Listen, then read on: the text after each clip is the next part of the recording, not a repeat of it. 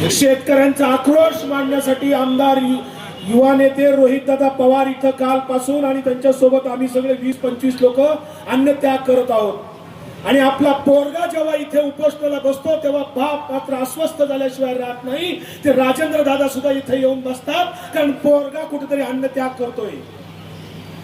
कोणासाठी करतायत?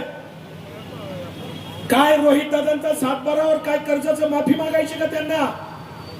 कुठं रोहित दादा स्वतःसाठी कर्ज माफी मागतायत का? अरे ज्या महाराष्ट्रातल्या तमाम शेतकऱ्यांना कोणी वाली राहिलेला नाही, वाचाळवीरांनी या महाराष्ट्रामध्ये पीठ महाग केलेला आहे, त्या वाचाळवीरांना उत्तर देण्यासाठी मी मुद्दामून उभा राहिलेलो आहे इथे। थोडी तरी जनाची नाही मनाची लाज वाटली पाहिजे तुम्हाला। आपण जे काही करू शकत नाही आणि जे कोणी करतंय त्यालाही तुम्ही साथ न देता कुठेतरी अश्लाघ्य भाषा वापरता, तुम्हाला लाज वाटली पाहिजे। तुम्ही या महाराष्ट्रामध्ये शोभत नाही, तुम्ही यूपी बिहारला जावा, तुम्हाला महाराष्ट्रातली संस्कृती समजलेली नाहीये। शिवशाहू छत्रपती शिवाजी महाराजांचा, महात्मा फुल्यांचा, डॉक्टर बाबासाहेब आंबेडकरांचा विचार तुम्हाला समजलेला नाही। पुण्यश्लोक अहिल्याबाई होळकर तुम्हाला समजलेला नाही। महाराष्ट्रातल्या ज्ञानोबा तुकोबांचा, वारकऱ्यांचा विचार तुम्हाला समजलेला नाहीये, आणि म्हणून तुम्ही अश्लाघ्य विधान करता। आज शेतकरी अस्वस्थ आहे, शेतकरी पिचलेला आहे। काय परिस्थिती आहे शेतकऱ्याची? आज त्याच्या घरी पाऊस कुठं होतोय ना होतोय, शिक्षणाचा खर्च आहे, आरोग्याचा खर्च आहे, काही ना काही घरामध्ये प्रॉब्लेम्स आहेत, आणि शेतकऱ्याने कुठेतरी फसवी कर्जमाफी देण्याचा प्रयत्न जो सरकारने चालवलाय त्याच्यामध्ये जाच काठी घातल्या। काय रोहितदादा मागतायत? रोहितदादा म्हणतायत त्या नियम अटी काढून टाका। खरंच तुम्हाला जर कर्जमाफी करायची ना तर नियम अटी लावल्याच कशाला? अंतःकरणापासून जर शेतकऱ्यांच्या प्रती तुमची काही इमानदारी असेल, काळ्या आयुष्य जर तुम्हाला खरंच इमान राखायचं असेल तर विनाट कर्जमाफी करून द्या। अरे जशी शरद पवार साहेबांनी 72,000 कोटीची कर्जमाफी केली होती ना, कुठेही नियम अटी लावल्या नव्हत्या, कुठेही लाईनीत उभं राहायला लावलं नव्हतं, कुठं फॉर्म भरायला लावला नव्हता, सरसकट कर्जमाफी दिली होती। आणि आता तुम्ही कुठेतरी इलेक्शन मध्ये तुम्ही शेतकऱ्यांना आश्वासनं दिली होती की आम्ही 7/12 कोरा करू। तुम्ही 7/12 तर कोरा केलाच नाही, करतही नाही, पण इतक्या अटी जाचक घातल्यात की कर्जमाफी शेतकऱ्यांना मिळू शकत नाही। आणि म्हणून रोहित दादा म्हणतात की सरसकट कर्जमाफी करा। 2 लाख करायचं तर 2 लाख का होईना पण सरसकट द्या ना। तुमची दानत आहे का? काल देवेंद्र फडणवीस साहेब म्हणले की महाराष्ट्र सरकारवरचं कर्ज फेडायला काही वेळ लागणार नाही, लगेच कर्ज फेडू शकतो। फडणवीस साहेब, अहो महाराष्ट्र सरकारवरचं कर्ज तुम्ही फेडाल तेव्हा फेडाल, शेतकऱ्याचा 7/12 कोरा करण्याचं जे आश्वासन दिलेलं आहे, तुमच्या फेकू पार्टीने आश्वासन दिलेलं आहे, त्या आश्वासनाची पूर्तता करण्यासाठी इथं अन्नत्याग चाललाय। आणि तुम्ही पाळलेली पिलावळ, फडणवीस साहेब तुम्ही जे स्वतः बोलू शकत नाही, तुम्ही कुठेतरी गोपीचंद पडळकरच्या माध्यमातून बोलत आहात का? तुम्ही सदाभाऊ खोतच्या माध्यमातून बोलत आहात का? फडणवीस साहेब याचं उत्तर द्या। तुम्ही जे तुम्ही स्वतः बोलत नाही, तुम्ही पाळलेल्या पिलावळीच्या मार्फत बोलता काय? सोलापूर जिल्ह्याच्या पालकमंत्र्याच्या माध्यमातून तुम्ही बोलतायत काय? कारण ही सगळी तुमची पिलावळी पाळलेली। काय बोलतायत ते? कसलं बोलतायत? अहो सर्वसामान्य कुठल्याही माणसाला ते पटणार नाहीये। आणि म्हणून ही जी काय वाचाळवीराची गँग फडणवीस साहेब तुम्ही पाळलेली आहे, त्या गँगला महाराष्ट्रातला तमाम शेतकरी, अन्नदाता शेतकरी उत्तर दिल्याशिवाय राहणार नाही। जिल्ह्यामध्ये, तालुक्यामध्ये अहो शेतकऱ्याला जात नाही हो। फडणवीस साहेब तुम्ही माणसं माणसात ठेवली नाही। ओबीसींना सांगितलं मराठा तुमचा शत्रू आहे, मराठ्यांना सांगितलं ओबीसी तुमचा शत्रू आहे, हिंदूंना सांगितलं धर्म खतरे में, मुस्लिम शत्रू दाखवला, मुस्लिमांना सांगितलं हिंदू खतरे में, मुस्लिम खतरे में, हिंदू तुमचा शत्रू आहे। धर्मात भांडणं लावली, जातीत भांडणं लावली, एक जात शिल्लक ठेवली नाही की त्या जातीचे राष्ट्रपुरुष तुम्ही वाटून घेतले नाहीत, संत पुरुष वाटून घेतले, महापुरुष वाटून घेतले। अहो शेतकऱ्याला जात नाही हो, शेतकऱ्याची जात फक्त शेतकरी जात आहे। महाराष्ट्रातल्या आणि देशातल्या कुठल्याही शेतकऱ्याला विचारा तुझी जात कोणची, तेव्हा तो शेतकरी म्हणतो शेती पिकवणं, शेती ही आमची जात आहे, शेतकरी ही आमची जात आहे। शेतकरी अन्नदाता तो ओबीसी पण आहे, तो SC ST पण आहे, तो हिंदू मुस्लिम आहे, तो मराठा आहे। वाचाळवीर जे हिंदुत्ववादी कोणी बोलतायत ना रोज, हिंदू धर्माच्या रक्षणासाठी कोणी बोलतायत ना, अहो हे तमाम शेतकरी, महाराष्ट्रातले लाखो शेतकरी हिंदू नाहीत का? कर्जबाजारी झालेला शेतकरी हिंदू नाही का? अहो आमचा बेरोजगार युवक हिंदू नाही का? आमच्या आया बहिणीवर रोज अत्याचार होत आहेत, त्या आमच्या आया बहिणी हिंदू नाहीत का? आणि म्हणून युवा नेते रोहितदादा पवार यांनी काही वर्षापूर्वी 800 किलोमीटरची पुणे ते नागपूर संघर्ष यात्रा काढली. आम्ही पायी चाललो का? हा नेता पायी चालतोय? अहो शरद पवार साहेबांचा वारसा आणि वसा घेऊन पुढे निघालेला हा युवा नेता, हा महाराष्ट्राचं भविष्य आहे, लक्षात ठेवा. आणि हे महाराष्ट्राचं भविष्य आपल्याला जपायचं, याच्या मागे आपल्याला उभं राहायचं सगळ्यांना. कारण सत्तेत बसलेली लोक ही फक्त धंदेवाईक आहेत. यांना फक्त काय करायचंय? कुठेतरी शक्तीपीठ. अहो त्या शक्तीपीठला किती लोकांनी विरोध केलाय. राजू शेट्टी तिथं नखा जीव आणून लढतायत. त्या कोल्हापूर पट्ट्यातले शेतकरी, त्या शक्तीपीठ कुणी मागितलेलं नाही हो. बुलेट ट्रेन कुणी मागितलेली नाही हो. अहो किती फरक आहे. अहो आमचे पवार साहेब जेव्हा कृषी मंत्री होते ना, तेव्हा या भारताला आपण अन्नधान्य त्याच्या आधी आयात करत होतो अनेक वर्ष. पवार साहेब कृषी मंत्री झाल्यावर आपला देश अन्नधान्यामध्ये स्वयंपूर्ण झाला. शेतकऱ्यांच्या जीवावर शेती पिकली आणि पवार साहेबांच्या आणि डॉक्टर मनमोहन सिंग साहेबांच्या धोरणाच्या खाली आपला देश अन्नधान्यामध्ये स्वयंपूर्ण होऊन निर्यात करू लागला. कांदा निर्यात होत होता, फळं निर्यात होत होती. अहो या चौकामध्ये भारताच्या कुठल्याही चौकात जा, जी काही फळं दिसतात ना आपल्याला, सफरचंद दिसतं, चिक्कू दिसते, द्राक्ष दिसतात, सीताफळ दिसतं, केळी दिसतात. हे शरद पवार साहेबांनी जेव्हा फळबाग लागवड योजना काढली, 100% अनुदानावर फळबाग लागवड योजना काढली. अहो रोपं लावायची पैसे घ्या, खड्डे खाण्याचे पैसे घ्या, ट्रीप करायचे पैसे घ्या, शेतीपूरक व्यवसाय काढले पवार साहेबांनी. म्हणून शेतकरी जिवंत राहिला हो. आता कुठे शेतीपूरक व्यवसाय योजना, कुठे शेतीपूरक धंदे, कुठलं अनुदान चालू आहे का? शेतकरी जर जगणार नसेल तर जगणार कसे आपण? खाणार काय? कॉम्प्युटर खाणार का? लोखंड खाणार का? पवार साहेब मुख्यमंत्री असताना किंवा कृषी मंत्री असताना त्यांनी जी धोरणं राबवली, ही धोरणं त्यांनी आता नाहीसे करायचे चालवले. शेतकऱ्यांना तुम्ही बघा, खताच्या किमती किती वाढवल्या. खत परवडतंय का? उत्पादन खर्च 4 पटीने वाढलाय. देशाचे प्रधानमंत्री नरेंद्र मोदींनी सांगितलं होतं की तुमचं शेतीचं उत्पन्न दुप्पट करू. कुठं? दिल्लीत बसून.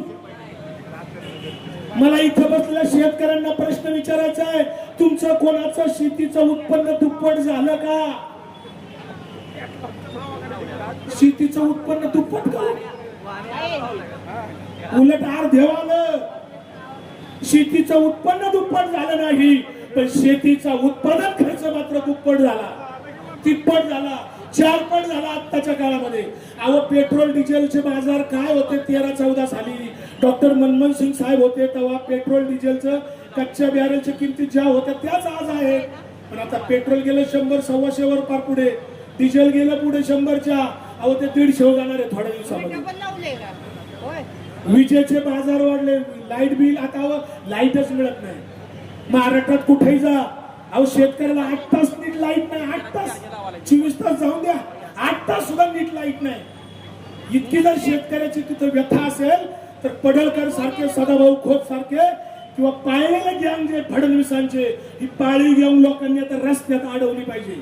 यांना रस्त्यात यांच्या गाड्या अडवल्या पाहिजेत, लक्षात ठेवा.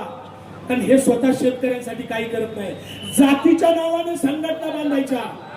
महाराष्ट्राचा आणि देशाचा इतिहास आहे, आपण जाती जातीत वाटून आपली प्रगती होणार नाही. आपण माणसं आहोत. आपल्याला देवाने विठ्ठलाने जन्माला घातलं. आपण जन्माला आलो तेव्हा फक्त माणूस म्हणून जन्माला आलो. आपल्या अंग खांद्यावर कुठं आपली जात लिहिली नाही, धर्म लिहिला नाही. धर्म आणि जात माणसाने निर्माण केला. तो आपण माणसं आहोत. आपलं सगळ्यांचं रक्त लालच आहे. आपण शेकडो वर्ष, हजारो वर्ष एकत्र राहिलोय. सर्व धर्म समभावाचा मंत्र आपल्याला वारकरी संतांनी दिला हो. सर्व धर्म समभाव.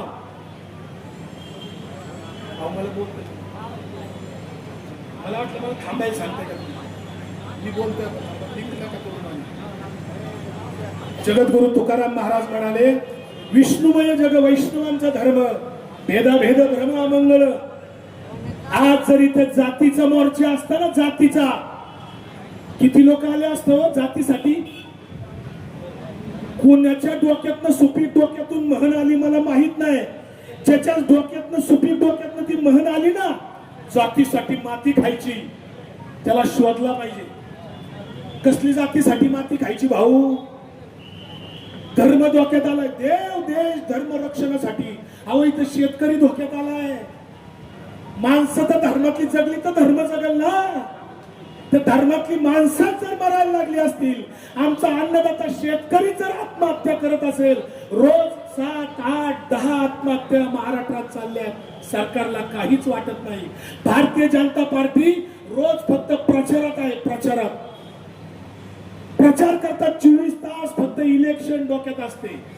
इलेक्शन कशी जिंकायची, फोडाफोडी कशी करायची, पक्ष कसे फोडायचे, जातीत भांडणं कशी लावायची आणि स्वतः सत्तेत कसं बसायचं, हे मात्र यांना चांगलं कळतं.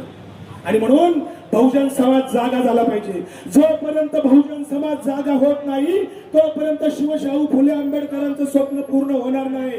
छत्रपती शिवरायांनी सुद्धा 18 पगड जातीच्या लोकांना एकत्र करून हे स्वराज्य उभं केलं. हे स्वराज्य जे आपल्या हातात दिलं, त्याचं स्वराज्य करण्यासाठी जर आता इथं कोणी फसवेगिरी करत असेल, कर्जमाफी करायला यांना कुठली शक्ती नसेल यांच्यात, तर यांनी पदावर पण राहू नये.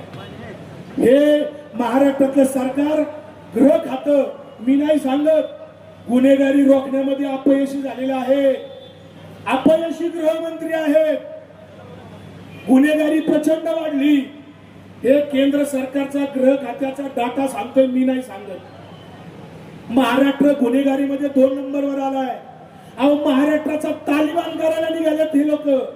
पूर्वी लोक म्हणायची जुन्या काळामध्ये, महाराष्ट्राचा यूपी बिहार करायचंय का. आता यूपी बिहार वाले लोक म्हणतात, अरे आपला काय आता महाराष्ट्र करायचा का. महाराष्ट्र यूपी बिहारच्या पुढे गेलाय सगळ्याच बाबतीत.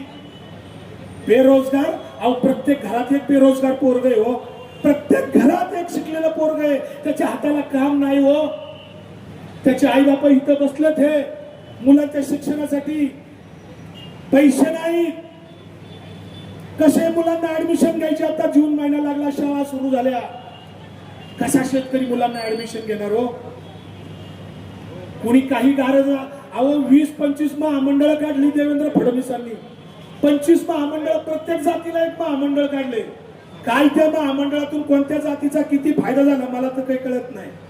मला तर अजून दिसलं नाही काय फायदा.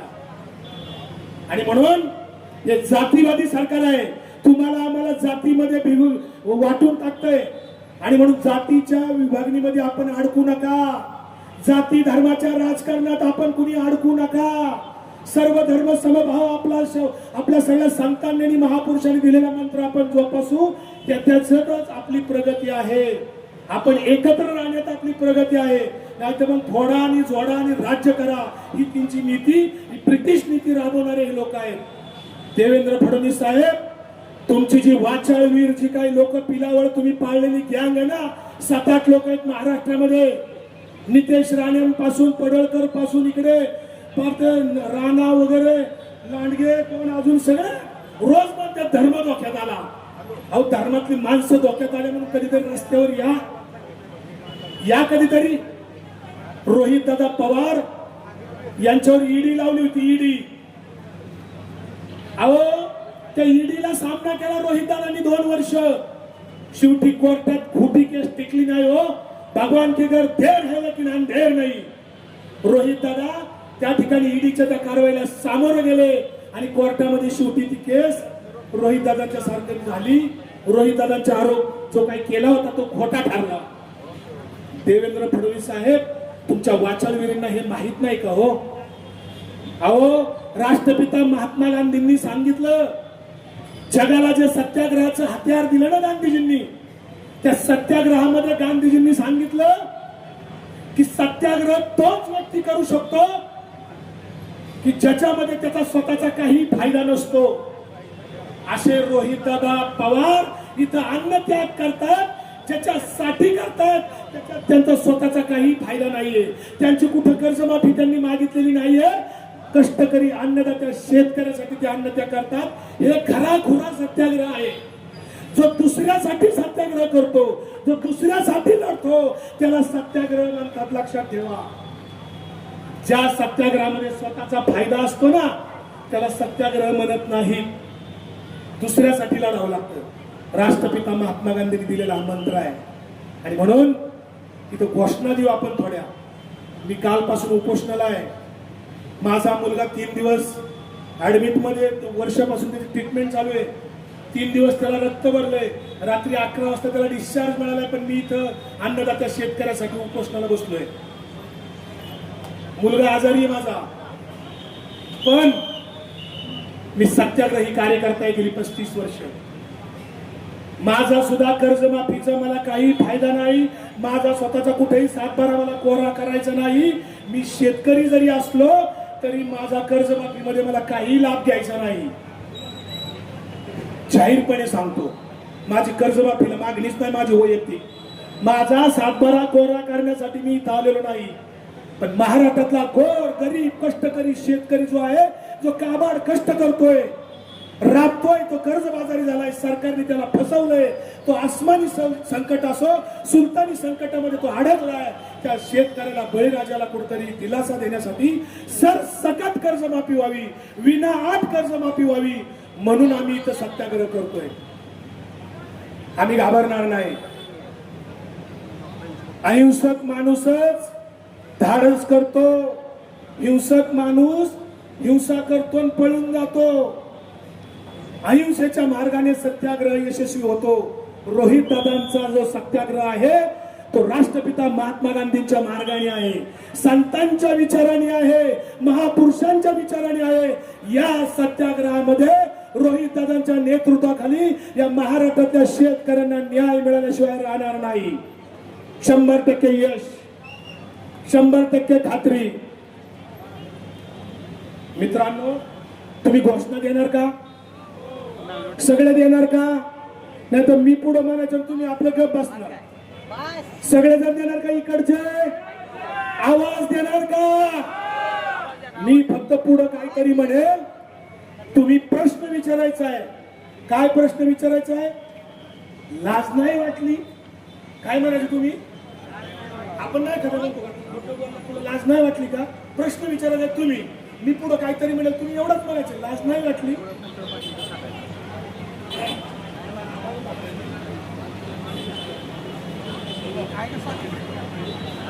हॅलो, कोणाचा कोणाचा